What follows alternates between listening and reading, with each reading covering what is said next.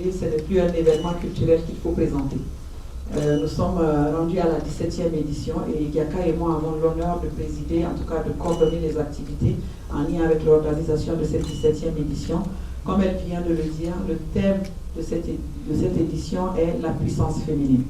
Alors, le fondateur des 72 heures du livre et les parties prenantes, en tout cas le monde littéraire, ont eu confiance en Giaka et en moi pour coordonner cette organisation, puisqu'il s'agit de la puissance féminine.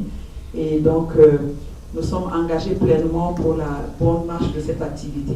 Donc, chaque année, nous réunissons tous les écrivains, les éditeurs, tout le monde littéraire, en tout cas tous ceux qui sont passionnés de lecture, au cours de ce forum-là. Cette année, comme tous les ans, les 72 heures du livre, ça va démarrer le 23 avril. Du 23 au 24-25 avril, se tiendront en tout cas le forum à Conakry. Et à partir du 26, 27 et 28 avril, la ville de Guékédou va nous recevoir. Comme vous le savez, chaque année, il y a une ville qui est choisie comme ville invitée d'honneur. Cette année, la ville invitée d'honneur est la ville de Guékédou. Et le pays invité d'honneur pour cette 17e édition est le Rwanda. Le choix du Rwanda n'est pas anodin. Comme vous le savez, le Rwanda s'est démarqué par son implication, en tout cas par sa politique genre, qui fait en sorte que les femmes sont vraiment, occupent des postes de responsabilité, sont vraiment impliquées dans le développement, dans la vie sociale et culturelle du Rwanda. Et donc c'est pour ça, c'est ce qui a justifié le choix du Rwanda pour être le pays invité d'honneur de cette année. Le livre, comme vous le savez, c'est bien plus qu'un simple objet. Hein. Le livre est un outil puissant pour l'éducation et pour l'acquisition du savoir.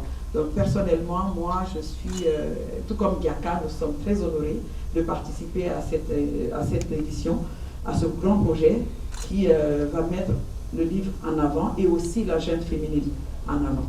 Giaka, comme elle l'a dit tout de suite, elle a une fondation, la fondation Giaka Camara pour l'éducation. Pour qui la connaît, c'est que Giaka est très impliqué dans tout ce qui a trait à l'éducation et je l'ai vu contribuer et même outiller des bibliothèques dans certaines écoles publiques dans ce pays.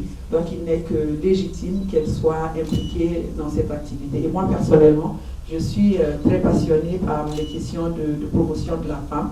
Et pour moi, la lecture, le livre, c'est vraiment un outil qu'il faut vulgariser pour une meilleure éducation de nos enfants. Et si, à travers cette édition, on peut créer un engouement pour la littérature, pour l'écriture, pour la lecture chez nos jeunes sœurs, chez nos filles, je pense que c'est une initiative salutaire à laquelle nous sommes très fiers d'appartenir.